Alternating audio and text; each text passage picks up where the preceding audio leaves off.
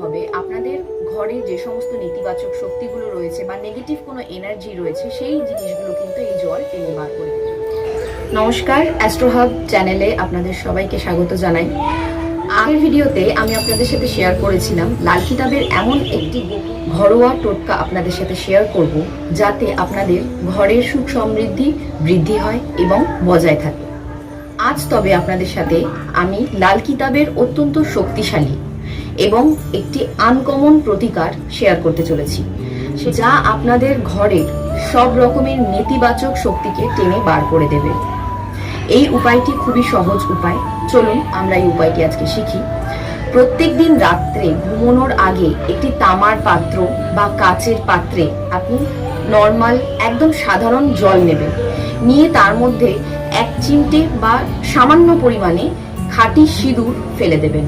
রাত্রে যেদিকে মাথা দিয়ে শোন আপনারা, খাটের ঠিক নিচে মাথার একদম সোজাসুজি আপনাদের সেই পাত্রটি রাখতে হবে। পরদিন সকালে ঘুম থেকে উঠে কারোর সাথে কথা না বলে ওই পাত্রটি নিয়ে আপনি একটি কাটা গাছের তলায় অথবা ড্রেনে জলটি ফেলে দিন। এতে কি হবে, আপনাদের ঘরে যে সমস্ত নেতিবাচক শক্তিগুলো রয়েছে বা নেগেটিভ কোনো এনার্জি রয়েছে সেই জিনিসগুলো কিন্তু এই জল টেনে বার করে দেবে। এটি কিন্তু প্রতিদিন আপনাদের করতে হবে। প্রতিদিন করলে আপনারা নিজেরাই ভেতর থেকে একটা হালকা ফিল করবেন, ঘরের এনার্জিটা খুব পজিটিভ হয়ে আসবে, একটা পজিটিভ ভাইব আপনারা বুঝতে পারবেন ঘরের মধ্যে।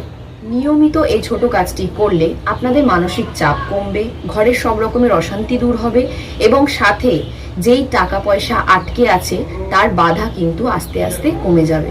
মানে আটকে থাকা টাকার রাস্তা একদম ক্লিয়ার হয়ে যাবে।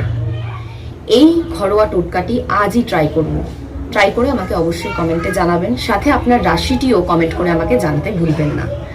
আমার এই ভিডিওটি যদি আপনাদের ভালো লাগে আর আপনাদের কাজে আসে, অবশ্যই এটিকে শেয়ার করে অন্যদেরকেও উপকৃত হতে সাহায্য করুন। আশা করি ভিডিওটি ভালো লেগেছে। লাল কিতাবের আনকমন এবং জেনুইন সমাধানগুলি রোজ পেতে অবশ্যই পেজটি লাইক করুন, ফলো করুন। পরের ভিডিওতে দেখা হচ্ছে এমনই কিছু আনকমন ঘরোয়া টোটকা নিয়ে। ধন্যবাদ।